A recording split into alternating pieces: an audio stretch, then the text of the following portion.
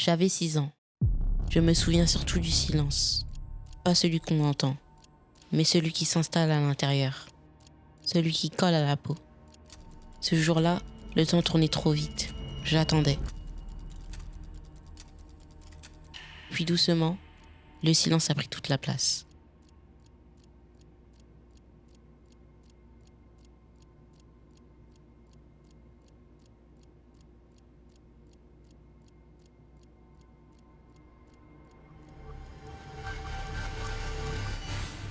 J'avais 10 ans, quand on m'a dit qu'il fallait essayer encore. Je suis venu, lui aussi. Mais 4 ans, c'est long. Trop long pour savoir comment commencer. Nous étions deux, assis face à face, à chercher des mots qui ne venaient pas, des silences qui se ressemblaient trop. L'adolescence, c'est une période fragile. Autour de moi, la vie continuait. Les rires, les histoires, les liens.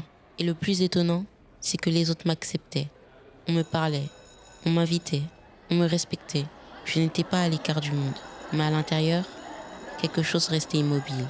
Un mur que personne ne voyait. Un mur qui ne faisait de mal à personne.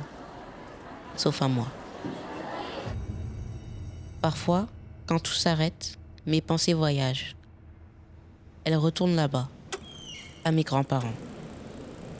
Ils n'ont pas seulement été des grands-parents. Ils ont été une présence.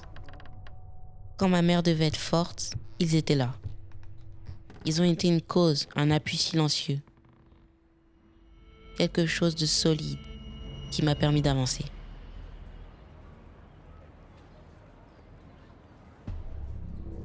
Un jour, quelqu'un s'est assis à côté de moi, juste pour être là. Il m'a parlé du destin, pas comme une idée abstraite, comme une réalité.